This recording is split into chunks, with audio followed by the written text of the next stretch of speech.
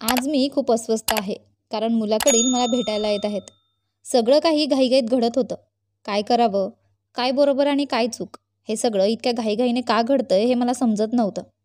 काही दिवसांपूर्वीची गोष्ट आहे, जेव्हा मी माझे ग्रॅज्युएशन पूर्ण केले होते आणि आता मी MA करत होते. प्रवेशासाठी फॉर्म भरण्याची तयारी करावी लागली. त्याआधीही माझ्या घरात माझ्या लग्नाची चर्चा होती आणि आज तो दिवस आला आहे ज्याची सर्वजण आतुरतेने वाट पाहत होते. पण माझ्या मनात खूप काही चालले होते. पण मी माझ्या भावना कोणाकडे मांडू? हे सर्व तर सोडा. सगळे म्हणत होते की काही हरकत नाही. चल आपण फक्त मुलगा बघू. सगळे मुलाला पाहताच लग्न थोडी ना करतात. पण नशिबात काही वेगळंच होतं हे कुणास ठाऊक. आम्ही इच्छेनेच त्यांना भेटायला गेलो होतो. पण कळत नाही असं काय झालं. जावंसं वाटत नसतानाही मी छानशी साडी नेसून तयार झाले होते. आता तो क्षण आला ज्याची सर्वजण आतुरतेने वाट पाहत होते. आणि खोटे का बोलू, पण मीही वाट पाहत होते. 1-2 तासांनी आम्ही दोघं एकमेकांसमोर होतो. काय बोलावं तेच समजत नव्हतं आणि तेवढ्यात समोरून आवाज आला की तुला दुसरं कोणी तर आवडत नाही? मी पण डोळे वर करून उत्तरात म्हणाले, नाही असं काही नाही. आणि मीही एक प्रश्न विचारला, तू असं का बोलत आहेस? तर अर्णवचं उत्तर होतं, कारण तू सगळ्यात लहान आहेस आणि तुझ्या कुटुंबातील सदस्य तुझे पहिले लग्न करत आहेत, म्हणून मी विचारले. तर मी हे ऐकून हसले आणि मग स्वतःहून साहेबांनी त्यांच्याबद्दलची सर्व माहिती दिली आणि मी फक्त बघतच राहिले. मी काही विचारले नाही. काही वेळातच माझा भाऊ आला आणि अर्णवच्या घरच्यांनीही अर्णवला पलीकडे नेले. काही वेळाने मुलांकडून उत्तर आले की आम्हाला तुमची आशा आवडली आहे. आणि माझ्या मनात काय झाले माहीत नाही की सर्वांनी विचारल्यावर मी पण हो म्हणाले. माझ्या आई आणि बाबांना अर्णव आधीच आवडला होता, कारण ते एक दिवस आधी त्याला भेटायला गेले होते आणि प्रत्येकजण मी त्याला एकदा भेटण्याच्या आतुरतेने वाट पाहत होते. आणि मला नापसंत करण्याचा प्रश्नच नव्हता, कारण मी माझ्या कॉलेजमध्येही माझ्या पालकांप्रमाणेच सर्वात हुशार आणि गोरी होते. एकंदरीत सगळ्यांनाच मी आवडले आणि दुसऱ्याच दिवशी आमची एंगेजमेंट जाहीर झाली. मुलाच्या घरच्यांनी रिंग सेरेमनी उद्याच करायला सांगितली होती. माझ्या घरच्यांनीही हो म्हटलं. आज माझ्या एंगेजमेंटची तयारी घरी मोठ्या उत्साहात केली जात होती. पण हे सर्व काय होत आहे, असे अनेक प्रश्न मनात घोळत होते. एवढ्या घाईघाईत सगळं ठरवलं होतं. मी त्या मुलाची फक्त एक झलक पाहिली आहे आणि नाते फायनल झाले आहे. तेव्हा माझे लक्ष माझ्या आईच्या आवाजाकडे गेले की मुलाकडील आले आहेत, लवकर तयार हो. आणि मी पुन्हा तयारीत व्यस्त झाले. अर्णवच्या घरचे सर्वजण बाहेर बसले होते, पण त्याची बहीण म्हणजे माझी भावी नणंद मला भेटायला आत आली आणि मी पूर्णपणे घाबरले. काही वेळाने मला एंगेजमेंटसाठी बोलावण्यात आले आणि माझी बहीण मला सगळ्यांना भेटायला घेऊन गेली. आता माझी अवस्था इतकी बिघडायला लागली होती की काय सांगू. पण मला माहीत नाही की अर्णवला बघून मला असे काय झाले की मला वाटायचे की हा तोच आहे जो फक्त माझ्यासाठी बनला आहे. आज माझी एंगेजमेंट आहे असे वाटत नव्हते. मग काय, फक्त अर्णवची वहिनी आणि तिची बहीण सगळे मला तयार करू लागले आणि दूर बसलेला अर्णव माझ्याकडे पाहू लागला. मी सुद्धा त्याच्याकडे गुपचूप बघत होते. जेव्हा कधी तो माझ्याकडे बघायचा तेव्हा मी लाजून खाली बघत असे. रिंग सेरेमनी सोहळा सुरू झाला. आधी अर्णवने मला अंगठी घातली, मग मी अर्णवला अंगठी घातली आणि अशा प्रकारे आम्हा दोघांची एंगेजमेंट झाली आणि मग फोटो वगैरे. पण माझ्या पुढच्या कथेत काय होईल हे प्रश्न कुठेतरी मनात घोळत होते.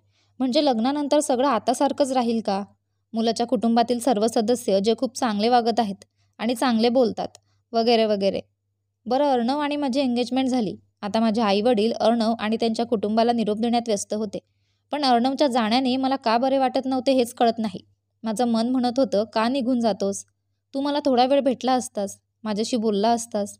मी हा सगळा विचार करत होते. तेवढ्यात अचानक माझी बहीण आली आणि म्हणाली, पटकन कागदाच्या स्लिपवर तुझा नंबर लिहून दे. आणि कदाचित मी देखील याचीच वाट पाहत बसले होते. माझी इच्छा होती की अर्णव येईल, माझा नंबर घ्यायला आणि मला त्याच्या कॉलची वाट पाहण्यास सांगेल की मी कॉल करेल. पण असे काही झाले नाही. पण मला खूप बरे वाटले जेव्हा माझ्या बहिणीने त्याला माझा नंबर दिला. आणि वाट पाहत असताना रात्र केव्हा झाली ते मला कळलेच नाही. रात्री मी माझ्या मैत्रिणीशी बोलण्यात व्यस्त होते. मी तिला सांगत होती की आज माझी एंगेजमेंट झाली आहे आणि तिला तर विजेचा झटका लागला. मी पण म्हणाले, हो यार, माझी एंगेजमेंट झाली यावर माझाही विश्वास बसत नाहीये. इतक्यात आईने हाक मारली, फोन आहे, बोलून घे. अर्णव फोनवर होता आणि काय बोलावं तेच समजत नव्हतं. अर्णव म्हणाला, कशी आहेस? मी म्हणाले, ठीक आहे. आणि तू? अर्णव म्हणाला, मी पण ठीक आहे. तू काय करत होतीस? मी म्हणाले, मी माझ्या मैत्रिणीशी बोलत होते. अर्णव म्हणाला, तू काय बोलत होतीस ते मला पण सांग. बस, मग काय. मी इतक्या जोरात बोलू लागले की आज माझी एंगेजमेंट झाली आहे आणि तिला अजिबात विश्वास बसत नव्हता. मी म्हणाले, यार अगं सर्व काही खूप लवकर झाले. मला स्वतःला समजत नाहीये की माझी एंगेजमेंट झाली आहे. आता रोजची परिस्थिती अशीच झाली होती. आम्ही दोघे रोज एकमेकांशी बोलू लागलो आणि हळूहळू बोलण्याची वेळही वाढू लागली. मी जेवले की नाही याबद्दल तासनतास आम्ही बोलू लागलो. कोणीतरी माझ्याबद्दल काहीतरी बोलतं का या घरात? सगळ्यांना मी कशी आवडली? आणि माझ्यात असं काय दिसलं ज्यामुळे तू मला पाहताच हो म्हटले? अर्णव म्हणाला, सगळे म्हणत होते, एकदा मुलगी बघ, मुलगी छान आहे, शिकलेली आहे, कुटुंबही चांगले आहे. आणि मी तुला पाहिले तेव्हा मला तू खूप छान वाटलीस. मला तू फक्त एका नजरेतच खूप आवडली आणि मी लगेच हो म्हणालो. आणि तुला माझ्यात काय दिसले? कृपया मलाही सांग. सगळ्यांना तू आवडलाच होता आणि जेव्हा आई बाबा आणि बाकी सगळ्यांना तू आवडलास तेव्हा मी पण हो म्हटलं. अर्णव म्हणाला, तसं काही नाही, तू काहीतरी पाहिलं असेल. आता सांग. मग कुठेतरी मी सांगितले की मी फक्त तुझे डोळे पाहिले होते, मला ते खूप आवडले. पण मला माहीत नाही असे काय झाले की सर्वांनी विचारले तेव्हा मीही हो म्हणाले. बस इतकंच. हो, मी खरं सांगते. ठीक आहे. तुला माहीत आहे लग्नाची तारीखही निघून गेली आहे. हो, आणि तेही 3 महिन्यांनी. फारच कमी वेळ उरला आहे. अरे यार, मला तर खूप दूर वाटतंय. मी विचार करतोय तू लवकर लग्न करून घरी यावं. हे ऐकून माझ्या चेहऱ्यावर गोड हसू उमटले. दोन्ही घरातील सर्वजण मोठ्या उत्साहात लग्नाच्या तयारीत व्यस्त होते आणि इकडे मी आणि अर्णव आपल्या भावी आयुष्याची स्वप्ने पाहत होतो. पण कुठेतरी माझ्या मनात या सगळ्या गोष्टी येत होत्या की मी कसं सगळं सांभाळणार. हळूहळू 1 महिना उलटला. लग्न जवळ येत होतं. माझ्या मनात एकच प्रश्न होता की मी सगळं नीट सांभाळू शकेल का? या गोष्टींचा विचार करूनच मला थोडं वाईट वाटत होतं. पण अर्णवशी बोलून मी सगळं विसरून जायची. तो म्हणायचा, काळजी करू नकोस, मी आहे, बरोबर होईल. आणि मलाही वाटायचे की अर्णव तिथे आहे तर मला काळजी करायची काय गरज आहे? आता जे होईल ते चांगलेच होईल. वेळ अशा रीतीने जात होती की जणू काळच थांबला आहे. रविवारी घर अनेक पाहुण्यांनी भरले होते आणि आज माझं लग्नविधी लिहायचं ठरवलं. लग्नाची तयारी सुरू होती. पंडितजी पण आले आहेत आणि सगळं काही स्वप्नात असल्यासारखे वाटत होते. 3 महिने कसे निघून गेले ते मला कळालेच नाही. आणि आता माझ्या लग्नाची विधी देखील सुरू झाल्या होत्या. पंडितजी आवाज देत होते. आशा, आईने मला हाक मारली आणि मी माझ्या विचारांच्या दुनियेतून बाहेर पडले. Green net star studded sari नेसून मी छान दिसत होते. लग्नविधी लिहिण्यात आले आणि सर्व पाहुण्यांनी त्याचा आनंद लुटला. आता वेळेचं भान राहिलं नव्हतं, पण वेळ कुठेतरी पळत सुटल्यासारखं वाटत होतं. हळूहळू सर्व विधी पूर्ण होऊ लागले. दुसऱ्या दिवशी माझा हळदी आणि मेहंदी समारंभ होणार होता. हवामान खूप आल्हाददायक दिसत होते. मनात एक वेगळीच अस्वस्थता होती. ही अस्वस्थता घरापासून दूर जाण्याबद्दल होती की वेगळ्या घरात जाण्याबद्दल होती? कारण माझ्या आयुष्यात सर्व काही खूप वेगाने घडत होते. एवढ्या लवकर सगळं का घडतंय हे मला समजत नव्हतं. माझ्या मनात एकच प्रश्न चालू होता, हे क्षण इथेच का थांबू शकत नाहीत? सर्वजण तयारीत व्यस्त होते आणि माझ्या सर्व वहिनी हळद तयार करण्यात व्यस्त होत्या. काही वेळाने सर्वांनी मिळून माझ्यावर हळद लावायला सुरुवात केली. मी सुद्धा माझ्या सर्व काळजी विसरून गेले आणि खूप हसत खेळत हळदीचा विधी पूर्ण झाला. अंघोळ करून आले तेव्हा माझ्या सर्व मैत्रिणी आलेल्या दिसल्या. आता माझ्यासाठी आणि इतर सर्वांसाठी मेहंदी लावण्याचा आणखी एक विधी सुरू झाला आहे. एकाने माझ्या हातावर आणि दुसरीने माझ्या पायावर मेहंदी लावायला सुरुवात केली. आता माझी वहिनी, काकू सगळ्यांनी मेहंदीची गाणी गायली आणि खूप मजा केली. आज घर अनेक पाहुण्यांनी भरले होते आणि सगळे तयार होण्यात मग्न होते. आणि एकीकडे या घरात आज माझा शेवटचा दिवस आहे या विचारात मी मग्न होते, जिथे माझे संपूर्ण बालपण गेले. पण हे घर माझे नाही. मुलीलाच का घर सोडून लग्न करून परके व्हावे लागते? तिचे सर्व काही क्षणार्धात बदलते. पार्लरमध्ये बसून मी या सगळ्या गोष्टींचा विचार करून अस्वस्थ व्हायचे की काही विधी केल्यावर माझ्या आयुष्यात सर्व काही बदलणार आहे. हे क्षण का थांबू शकत नाहीत? ही वेळ इथेच का थांबू शकत नाही? लाल हिरवा लेहंगा, गळ्यात हार, केसात मांगटिका, हातात चमकदार लाल हिरव्या बांगड्या आणि नाकात रिंग घालून मी स्टेजवर चालत होते. माझ्यासोबत माझ्या सगळ्या वहिनी आणि माझ्या बहिणी चालत होत्या. पण तरीही मला खूप अस्वस्थ वाटत होतं की थोड्याच वेळात मी दुसऱ्याच्या घराची शोभा बनेन. माझं नाव आणि ओळख सगळं दुसऱ्याच्या नावाशी जोडलं जाईल. तर दुसरीकडे अर्णव काळ्या रंगाचा सूट आणि डोक्यावर फेटा घालून स्टेजवर हसत होता. काही वेळातच मी स्टेजवर पोहोचले. अर्णवने हात पुढे केला आणि त्याला मला स्टेजवर बोलवायचे होते. आणि मग माझ्या वहिनीने माझा हात अर्णवच्या हातात दिला. स्टेजवर येताच माझ्या हातात पुष्पहार देण्यात आला. अर्णवही हातात पुष्पहार घेऊन उभा राहिला. आधी अर्णवने मला हार घातला, मग मी अर्णवला हार घातला आणि सगळीकडून टाळ्यांचा कडकडाट सुरू झाला. काही फोटो वगैरे काढून आम्ही दोघे स्टेजवरच्या फुलांनी सजवलेल्या सोफ्यावर बसलो. जेवणाच्या टेबलावर बसताना मला असं वाटत होतं की सारं काही निघून जातंय. बस अजून थोडा वेळ आणि मग सगळंच अनोळखी होईल. मी बसून हा सगळा विचार करत होते आणि सगळे हसण्यात आणि मस्करी करण्यात मग्न होते. 1-2 मुसळ मोठ्या कष्टाने माझ्या घशाखाली आली. माझी अवस्था इतकी वाईट होऊ लागली की मला पडवीत जाण्यासाठी पावलेही टाकता येत नव्हती. सर्व काही खूप बदलले होते. ती पूर्णपणे वेगळी भावना होती. मंडपात बसलेले पंडितजी मंत्र म्हणत होते. अर्णव हातात अक्षत घेऊन बसला होता. काही वेळात मलाही मंडपात बोलावण्यात आले आणि माझी बहीण मला तिथे घेऊन जाऊ लागली. माझ्या पडवीकडे जाणारी पावले इतकी जड होत चालली होती, जणू कोणीतरी मला पकडले आहे. मी माझा लेहंगा धरून मंडपात बसले.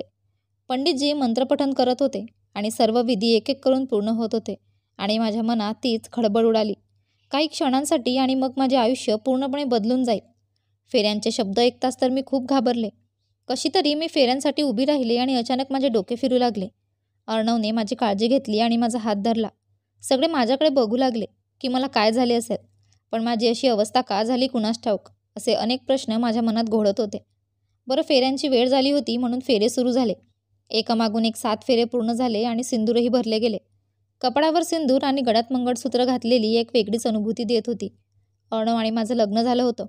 त्यानंतर एक एक करून सर्व मोठ्यांचे आशीर्वाद घेऊन आम्हा दोघांना सोफ्यावर बसवण्यात आले. आता माझे आयुष्य पूर्णपणे बदलले होते, कारण आता मी कोणाच्या तरी शब्दांनी बांधले गेले होते आणि मी दुसऱ्या कुटुंबाची झाले होते. फेऱ्या संपल्याबरोबर सर्वजण माझ्या निरोपाची तयारी करू लागले आणि माझ्या डोळ्यांतून अश्रू वाहू लागतील असे वाटू लागले होते की माझ्या मनात एवढी खळबळ माजली होती की जणू काही क्षणभर हे सगळे घडले नसते तर माझी ही अवस्था झाली नसती. मी माझ्या घरी आनंदाने बसले असते, पण माझ्या कुटुंबातील सर्वजण मला निरोप देण्याच्या तयारीत व्यस्त होते. आज दुसरीकडे अर्णवचे कुटुंबीय त्यांच्या सुनेला घरी घेऊन जाण्याच्या तयारीत व्यस्त होते. निरोपाची वेळ जवळ आली आणि डोळ्यांतून अश्रू वाहू लागले. घरातून कायमचे निघून गेल्यासारखे वाटले की पुन्हा कधी भेटेल. मी सगळ्यांना मिठी मारून खूप रडले आणि अर्णवने पण सगळ्यांचा निरोप घेतला. गाडीत बसून मी फक्त रडत होते. काही तासातच गाडी एका घरासमोर थांबली. संपूर्ण घर फुलांनी सजवले होते. गाडीतून खाली उतरल्यावर मला आणि अर्णवला गेटसमोर उभे करण्यात आले. अर्णवच्या कुटुंबातील प्रत्येकजण गृहप्रवेशाच्या स्वागताची तयारी घरात करत उभे होते. उजवा पाय घराच्या आत ठेवून आणि प्लेटवर पाय ठेवून मी घरात प्रवेश केला. खूप बरे वाटले, जसे चित्रपटात घडते तसे. घरात गेल्यावर मला एका खोलीत बसवले होते आणि मी सर्वांशी कसे बोलू याचा मी विचार करत बसले होते. तेवढ्यात वहिनी माझ्या जवळ आली आणि म्हणाली, थोडा वेळ झोप आणि आराम कर, मग अंघोळ कर, मग देवाचा आशीर्वाद घेण्यासाठी मंदिरात जायचे आहे. त्यानंतर कधी झोप लागली ते कळालेच नाही, म्हणून कोणीतरी मला हाक मारली. मग वहिनी आली आणि म्हणाली की लवकर अंघोळ कर आणि तयार हो. मी पटकन बाथरूममध्ये जाऊन अंघोळ करून तयार झाले. अर्णवही तयार झाला. त्यानंतर सर्वजण गाडीत बसून मंदिराकडे निघाले. काही विधी आणि चालीरीती अजून पार पाडायच्या होत्या. आशा अजूनही तिच्या विचारात गढून गेली होती की ती दुसऱ्या कुटुंबात कशी जुळवून घेईल. या सगळ्या गोष्टी चालू होत्या तेवढ्यात गाडीचे ब्रेक लागले आणि माझ्या विचारांच्या दुनियेतून बाहेर पडताना एका मोठ्या आणि सुंदर मंदिरासमोर गाडी थांबली. सर्वजण गाडीतून उतरले आणि मंदिराकडे जाऊ लागले. मंदिरात गेल्यावर काही पूजा वगैरे झाली आणि मग आम्ही सर्वजण गाडीत बसून घराकडे निघालो. घरी पोहोचल्यावर अर्णव आणि मी जेवण केले. मग थोडी विश्रांती घेतली. काही पाहुणे घरातून निघून गेले तर काही मला भेटायला आले. हा ट्रेंड बरेच दिवस चालू होता आणि काही दिवसांनी मी घरची सर्व कामे करू लागले. सर्व काही ठीक चालले होते आणि मग मी माझ्या आईवडिलांच्या घरी आले आणि घरी आल्यानंतर मला पण खूप बरे वाटले. मला अर्णवचा फोन आला की तो आज मला घ्यायला येत आहे आणि आज माझा अजिबात मूड नव्हता की मी घरी जावे. मला इथेच राहायचे होते. पण बरं, आमचं कोण ऐकणार होतं. मी माझ्या सासरच्या घरी जावं म्हणून सगळेजण मला घ्यायला येत होते. आज मी माझ्या सासरच्या घरी जायची तयारी करत होते आणि दुसरीकडे अर्णवने मला फिरायला नेण्याचा बेत आखला होता. मला खूप आनंद झाला की अर्णवने माझ्याबद्दल काहीतरी विचार केला. आज मी अर्णवबरोबर मसुरीला जायची तयारी करत होते आणि मग आम्ही मसुरीला निघालो. तिथे पोहोचल्यावर एका हॉटेलमध्ये थांबलो. मग थोडी विश्रांती घेऊन आम्ही दोघी फिरायला निघालो आणि एका रेस्टॉरंटमध्ये जेवणही केले. असेच कधीतरी कुठेतरी फिरून रात्री उशीर व्हायचा. मग बाहेरच जेवण करून हॉटेलच्या खोलीत आराम करायचो. आता मला बरं वाटू लागलं होतं. मी काय विचार करत होती, पण आत्तापर्यंत जे काही झालं ते चांगल्यासाठीच होत होतं. आठवड्याभराने आम्ही तिथून परतलो आणि एकमेकांबद्दल अनेक गोष्टी जाणून घेतल्या. एकमेकांना चांगल्या प्रकारे समजून घेण्याची संधी मिळाली. आज मला खूप आनंद झाला, कारण मला वाटलं होतं तसं अर्णवमध्ये काहीतरी होतं. पण तरीही कधीकधी हा प्रश्न माझ्या मनात यायचा की सगळं किती पटकन झालं. आयुष्यात खूप बदल झाले होते. पूर्वीसारखे काहीच नव्हते. सकाळी उठून घरची सगळी कामं करायची, कुणाला काही वाईट वाटू नये तसं वागायचं. एवढं सगळं इथेच उरलं होतं माझ्या आयुष्यात. केव्हा कधी दिवस यायचा आणि रात्र पडायची समजायचे नाही. तेव्हा स्वतःबद्दल विचार करायला वेळच नसायचा. सगळं असंच चालू राहिलं आणि मग अधूनमधून हाच विचार मनात यायचा की लग्न इतक्या लवकर का झालं. एवढंच माझ्या आयुष्यात उरलेलं आहे. घरातील कामं, सगळ्यांची काळजी घेणं आणि कोणाला कशाचंही वाईट वाटू नये म्हणून. आणि एक गोष्ट म्हणजे काही काम येत नसेल तर ते कळत नाही असं म्हणू नये.